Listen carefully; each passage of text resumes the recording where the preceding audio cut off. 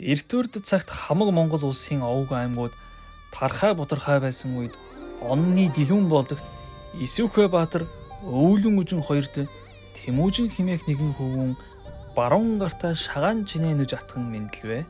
Тэмүүжин төрсний араас Хасар, Хачун, Тэмүүгэ гэдэг 3 хөвгүн бас Тэмүүлэн нэртэй охин төрөв. Тэмүүжин 9 настай байхад аав Исүхэ Баатар хүүдээ гэргий болгох гоо зүс сайтай сэтгэл ариун охин хайхаар Тэмүүжиг дагуулan замд гарва. Замд явж байхдаа дээс эцэнгэгч айлын герт буудлан учир явдлаа яриу гин. Гэтэл дээс эцэн "Тийм үү? Танаа хүч нь нүдэндээ цогтой нөөрөндөө галтай хүн байна. Хэрвээ таашаа бол манай охин гоо зүс сайхнаар барахгүй. Сэтгэл уужим, ажил сайн учир сайн гэргий болно" гэвэ. Исүхэ Баатар дайс эцний охиныг харвал үнэхээр гоо зүс сайтай сайхан охин байх юм. Түүний нэр Бөөртөвчин гинэ. Тэгээд тэр хоёр хүүхдүүдтэй сүү тавихаар болжээ. Гэтэл дээс эцэн ийхүү хэлв. "Бид 2 хүүхдээ сүү тавьчихлаа. Үүнийгээ бэлгшээгээд хүүгээ манад үлдээгээд яваа" гэж хэлв. Исүхэ Баатар ч үүнийг нь зөвшөөрөөд дээс эцэнд хөтлөхөө морой бэлэглэн хүүгэн үлдээгээд явв. Замдаа Исүхэ Баатарын аман цангасан тул замд хурим хийж буй татар иргэнийг ирээр дайран гарыг гэж бодов. Татар иргэд Исүхэ Баатарыг таниж ууж буу айрганд нь хор хийж түүнийг хордуулав гин. Исүхэ Баатар тэндээс гараад биеийн модож 3 хоног явцсны эцэст арай хийн гэртээ ирээд юу болсноо хэлээд Тэмүүжинг хурдан явж авчиргээд насан эцэслэв. Тэмүүжин эцгийнхээ нас барсныг мэдээд маш их шаналж гашуутсан боловч бэлэвсэн их болон нялх балчир дүүнэр ам бодоод зүрхэн чангалан толгоогоо үндийн босгоо. Би эр хүн.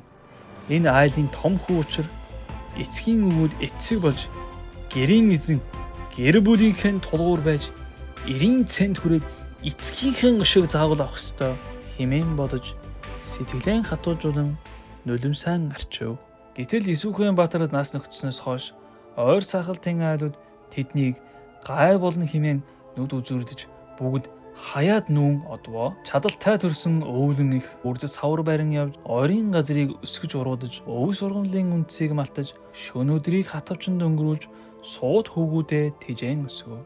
Их өвлний тижээсэн хөвгүүд цайн эрс болон өсөж биеийнхаа тэнэгэр болж онон бүрний эрэгт сууж үлүүр дэгээ усанд хаяж загас жараахаа шүүн барьж их өвлөнг тижээх болов. Нэгэн өдөр 4 хүүгүүд болжмор агнаж байв. Гэтэл Тэмүүжингийн агнсан болжмрыг бэлгүүтэй булаан ав. Дараагийн өдөр тэд гол дээр загас барьж байв. Гэтэл энэ явдал дахиад л давтагдав. Үүнд уурссан Тэмүүжин өвлөн ихэд хэлв. Гэтэл өвлөн их хариуд нь "Та нар нэг эцгийн хөвгүүд байтал юунд тэгж маргалдана. Одоо сүүтрээс өөр нөхөргүй, сүүлнээс өөр таширгүй байгаагаа мэдэх биз? Ийм бол бид тайчууд нараас яаж өшөөгөө авч чадах юм? Урдын алангойгийн 5 хөвгүүд бид яагаад ивэхгүй болов та нар?" гэв. Үүнийг сонссон Тэмүүжин эхийнхээ үгийг үл ойшон хасрын хамтаар бэлгүүтэйг харван алав. Тэгээд Тэмүүжин гэрийн зүг явж байх зураа чи араат нь хүн үү? Нэгэн эцгийн мөр сатал юунд уурын мунгахаас болж бэлгүүтэйг хятав. Өчөөхөн ч гэсэн энэ ангийн олз их болон өнчин дүүнэрийг мань цатгаж чадахгүйч хоосон хонлох хэмээн өөртөөгөө ярьж явах үед Тэмүүжний сэтгэл зүрх рүү төмөн жадаар сүлбэх мэт хүндүүрлэн өвдөж байв. Тэгээд гэртэн ортол өвлөн их тэдний царайг хараад л юу болсныг ойлгов. Өвлөн их ихэд уурлан шаналж ийхүү хэлв. "Ханяан барагсад, ижлэн итгэсэд халуун хөвлөөс гарахтаа хар нүж атгаж төрсөн. Нялх хүрээ нядлан идэх ангир мэт балмад араатнуудоо та нар сүүдрээс өөр нөхөргүй, сүүлнээс өөр ташуургүй байхад тайчууд нарын хөнөөлийг хүлээн өшөөгөө хэн яаж авах вэ гэж байхад та нар яахан ийм хэрэг хийв" гэж хөвгүүдэн ихэд буруу шаан зэмлэв. Гэтэл энэ үед тайжууд овгийнхан эр өсөж эсхий сунлаа. Энэ Тэмүүжинг барьж авч нэгмөр дарахгүй бол 90 цент хүрвэл бидэнд хор хүргэж мэднэ хэмээн бодож барьж авахаар ирэв. Үүнийг мэдсэн өвлөн үжин хүүхдүүдэн ав ойшуур зүхтаан одвоо. Гэтэл ойн аман дээрээс тайчууд Тэмүүжинг гаргаж өг. Бусад чинь хэрэггүй гэв. Үүнийг сонссон өвлөн их Тэмүүжинг цааш нь ганцаар зүхтаалгав. Тэмүүжин ойд хүүтэн чулууд ирлэн хорхоо шавжаар хооллон тас харанхуй шин өсөглөн чоннуудын уйлалдаан дунд өвлөн их болон өнчин дүү нараа сангалзсан сэтгэл зүрхэн шимширэн 9 хоногийг өнгөрүүлвэ. Эцэст нь би нэртэй төртөө баатар хүний удам ирээдүйн хамаг Монгол улсын гал боломт байж яахан айнчирч атран нуугдах билээ хэмээн энэ мэт нэргүй үхснээс эрг хүн шиг үхий хэмээн бодож ойгоос гарч ирээд тайчуудад баригдва. Тайчууд Тэмүүжин нутагтаан авчирч хүний муугаар тамлан шийтгэж айд бүрээр доромжлуулан явуулж сэтгэл зүрхийг нь мохож хүний адаг болгохоор хичээж байв. Гэвч хөгшин их өнчин дүүнэрийн төлөө Тэмүүжин шүд 100 төвчин бүх шийтгэлүүдийг даван гарсаар байв.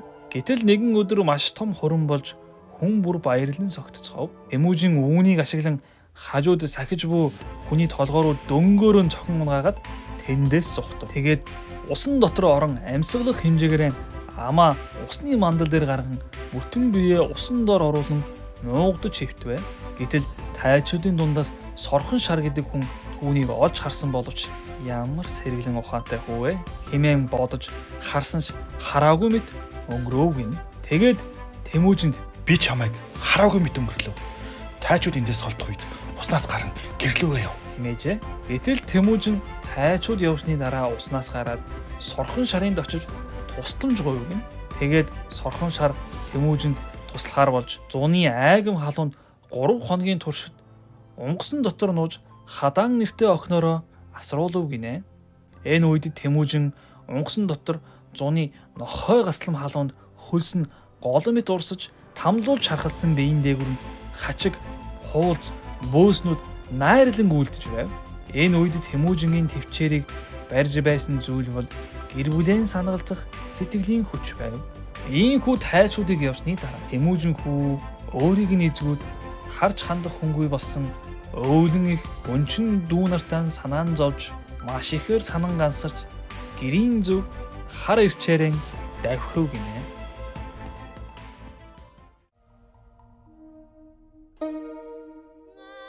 Алда бимэн алжааваас алжааттуга. Ахуй төрмөн бүү алдартуга. Бүтэн бимэн зовбоос зовтуга. Бүрэн улс минь бүү зовтуга.